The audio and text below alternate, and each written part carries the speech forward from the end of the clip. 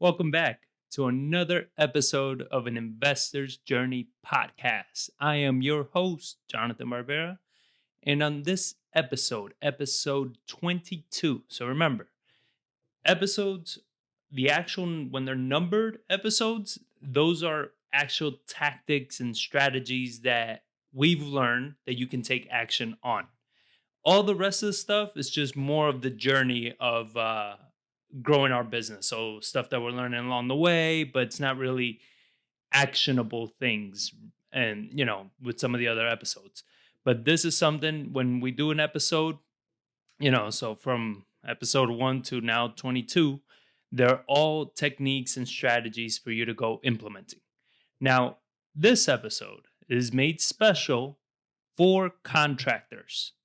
So if you're a GC, if you're a subcontractor, if you are anybody that gets paid to renovate a house, I get this. I get this a lot, and I speak to a lot of people that just because they are a contractor, they know how to renovate a property, they think they can get into flipping houses, right? Because that's how I got started. That was my same train of thought. So I think out of most people, I'm very qualified to talk about this because that was my transition into real estate investing.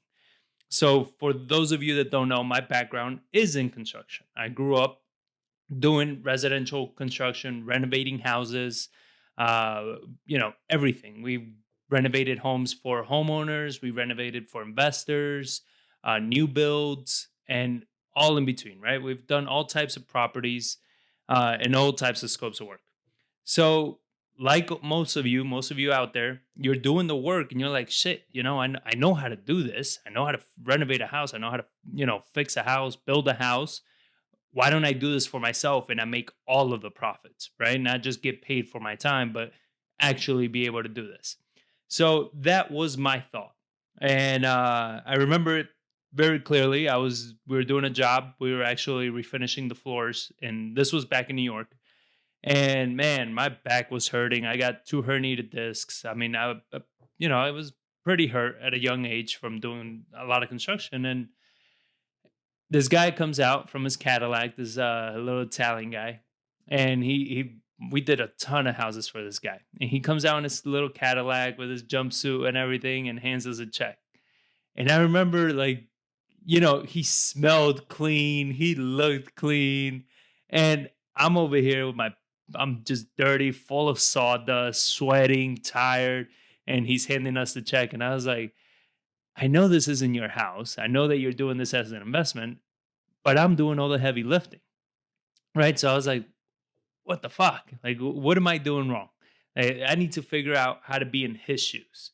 And I used to think that it required a lot of money and all of this. But once I started getting into it, I realized that there is a simpler path for contractors to get into it. But here's the biggest problem that you're going to have as a contractor.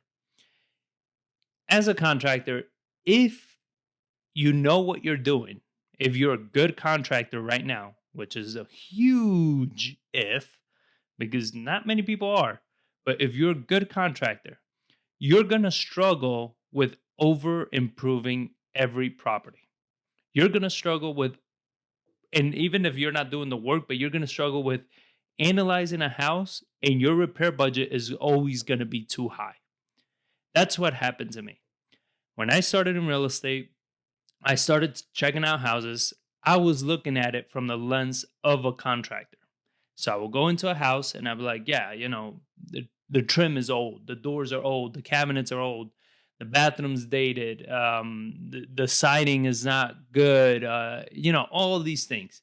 So I went in it looking at it as a contractor. We got to do this, we got to do this, we got to change this, right? So when I would finish going through the property, I would look at my budget and I was like, holy crap, it's going to take a lot of money to renovate this house.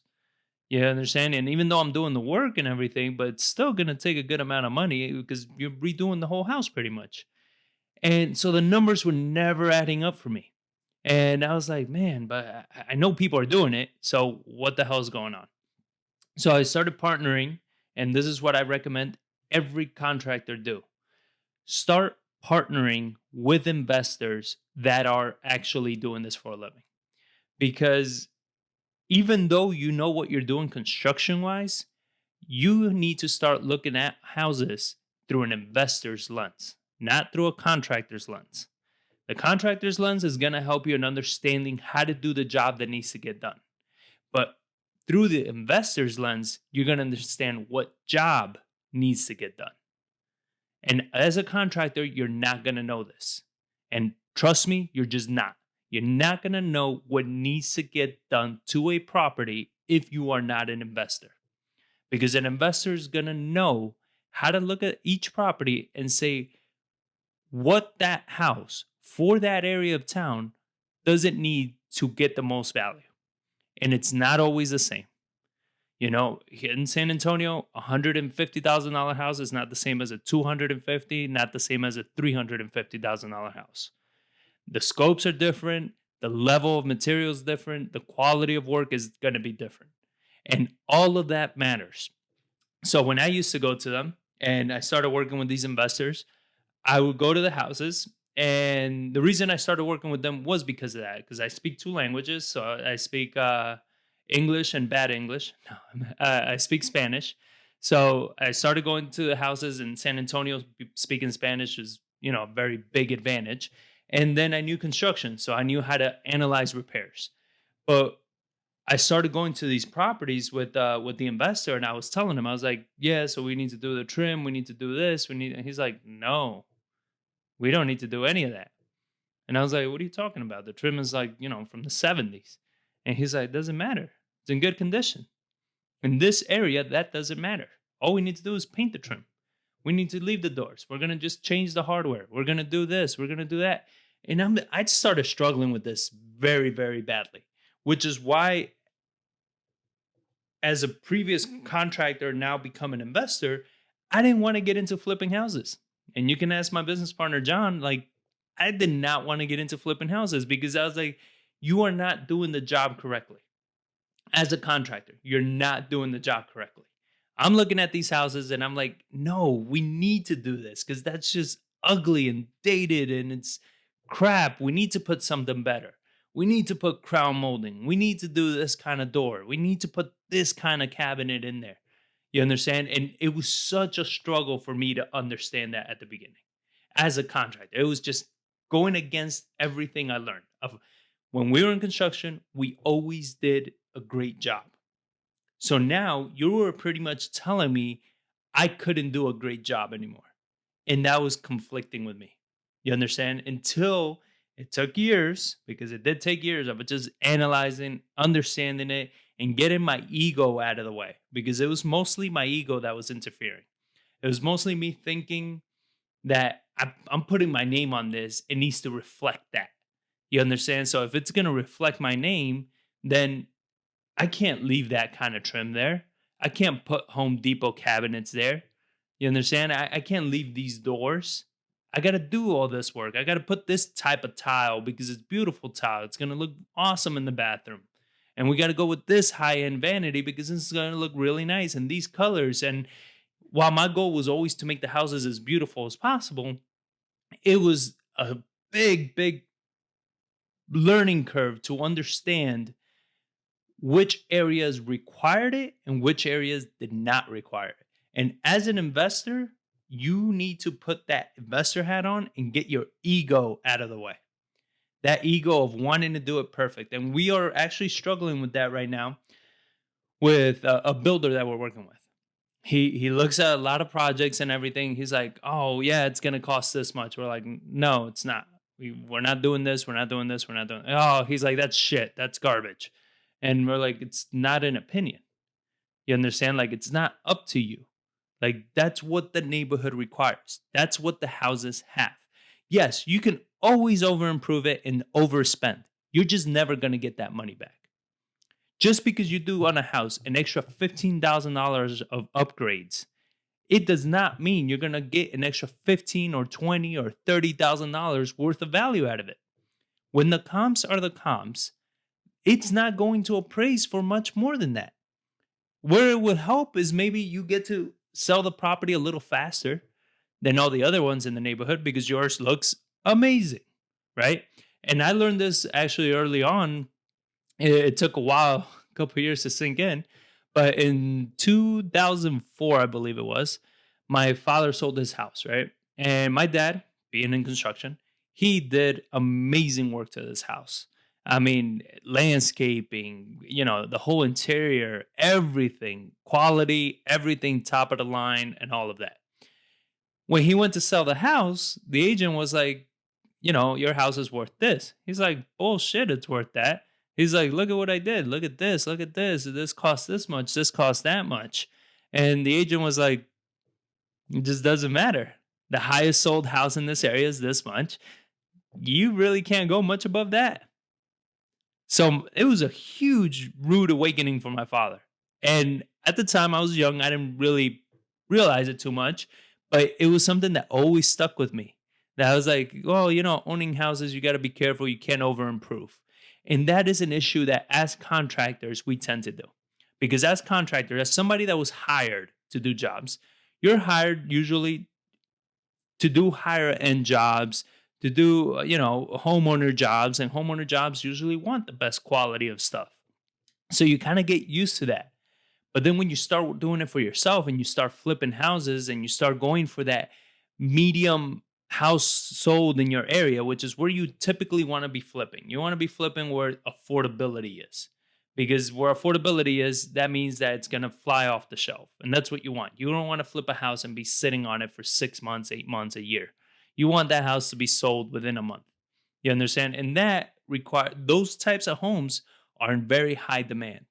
Because they're in high demand, there are people that are willing to deal with less quality or things to be just painted, not necessarily replaced. And as long as things are not rotted or broken or missing, it's going to be fine if you just clean it up and paint it, right?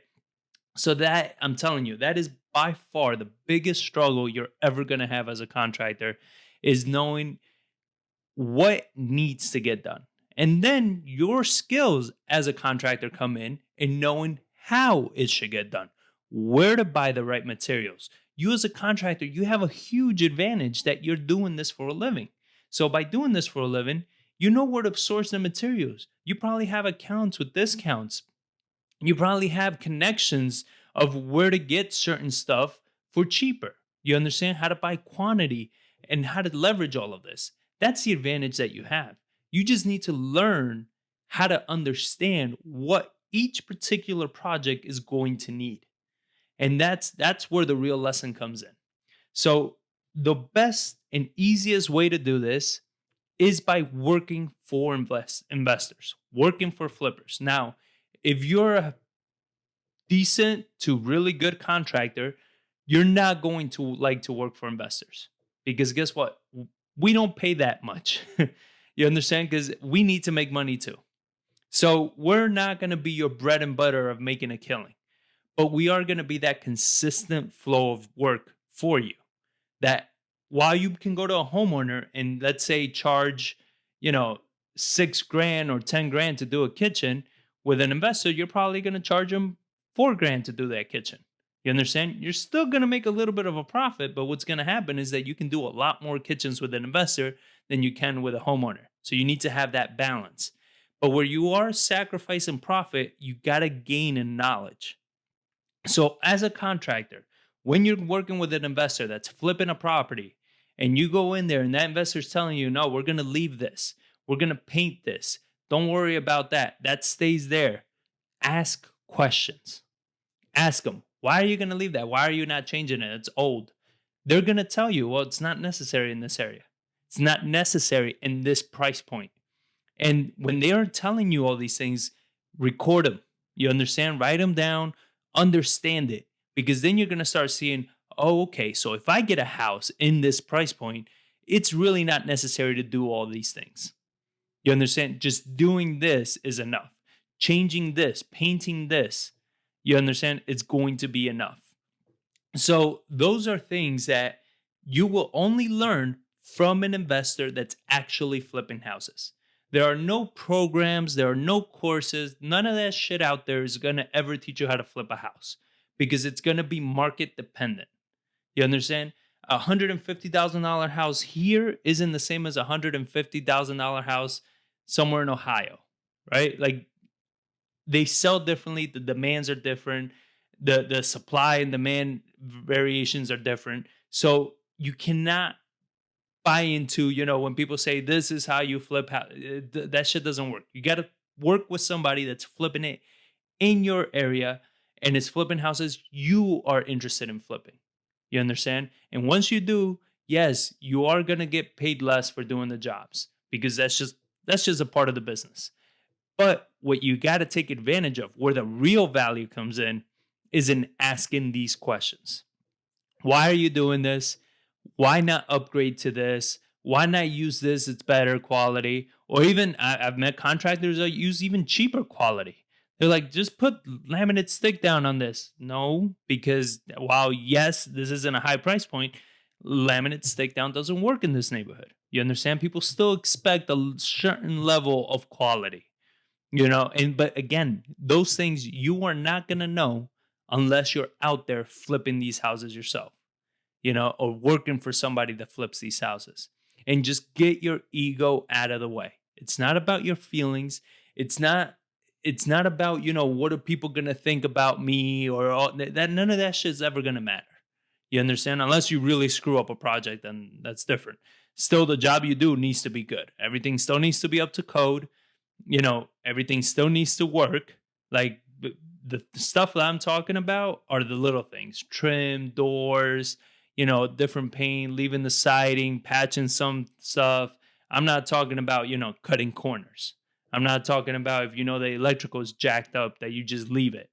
No, I'm saying like, things where are not necessary to go that high grade. Another example is the same contractor that he's having issues understanding the values.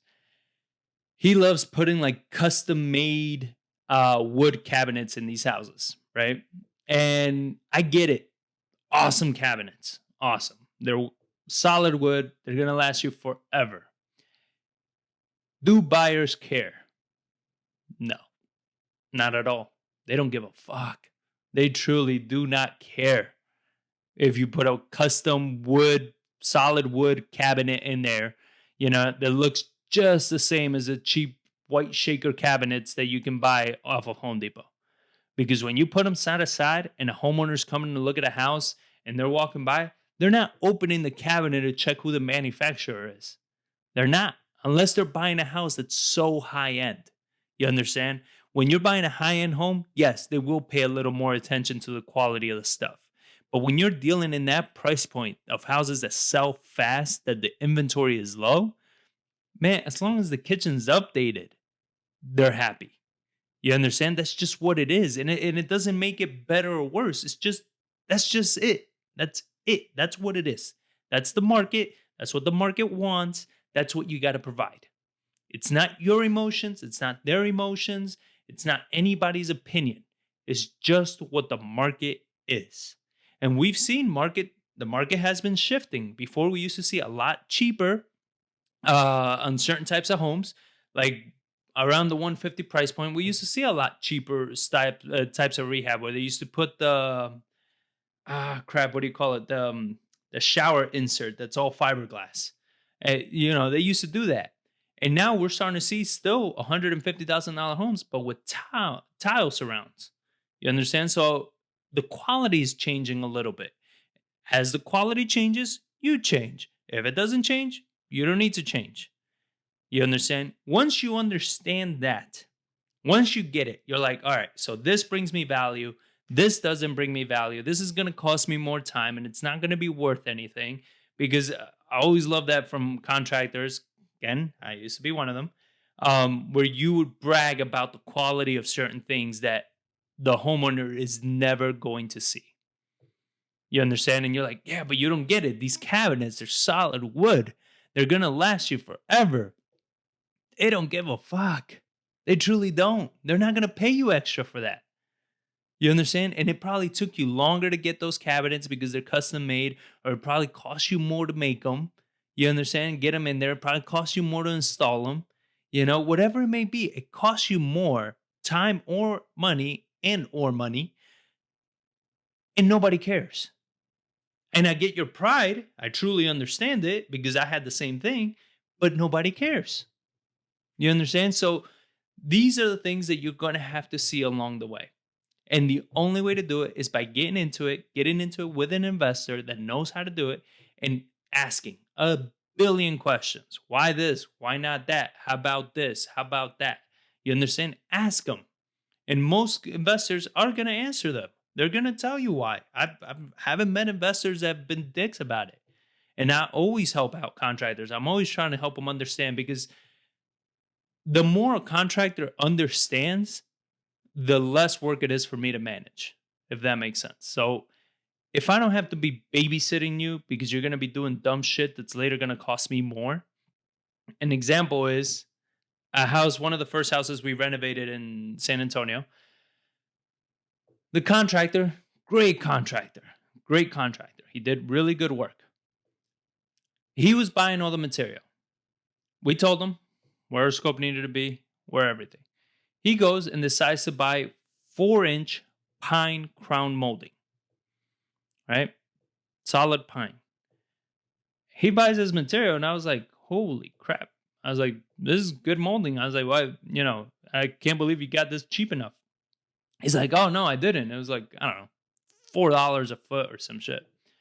He's like, so yeah, the budget's going to change a little bit because I was like, oh, no, it's not.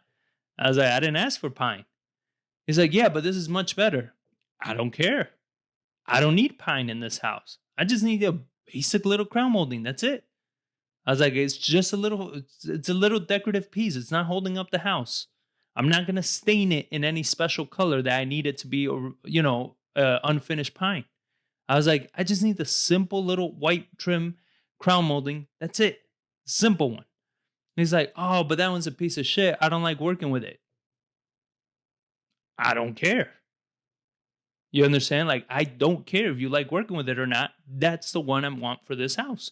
You can put the pine in. I'm just not going to pay you for pine. I'm going to pay you for that crown molding. And he was so pissed. He did it anyway. And I paid him for the other crown molding, not for that one. You understand? Because it's like, he likes it. It looks awesome. I agree. It does look nice. It's just not necessary at that price point. It's not. And I'm not going to eat an extra $3 a square foot, a linear foot, when we're doing crown molding on an 1,800 square foot house. I'm just not going to do that. You fucked up. You eat that cost. So that's where, if your contractors are more educated, they're not going to make those stupid mistakes.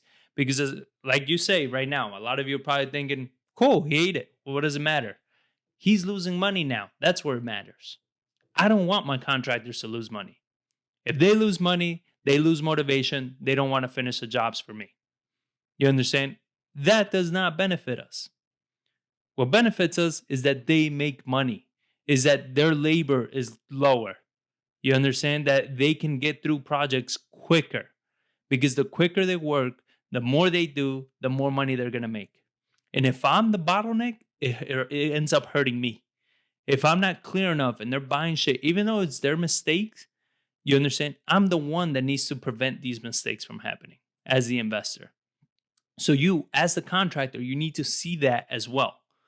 You need to see, how can I avoid making these mistakes so we can move through projects quicker?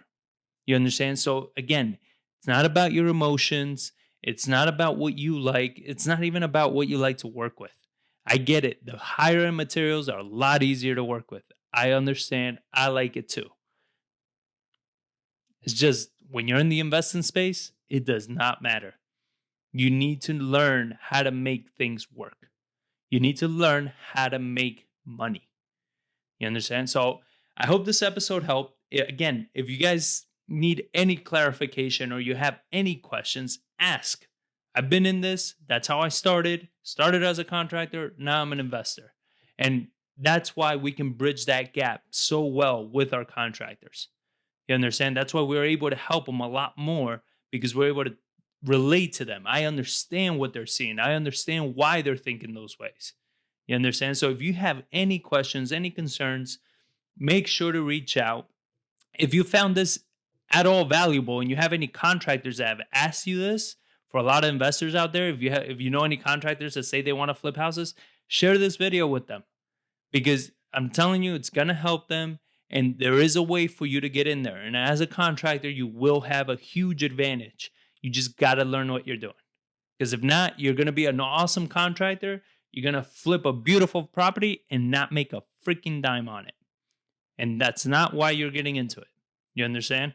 So if this helped, share it, like it, let me know what you think. Let me know if you have any questions, and I'll catch you guys on the next one.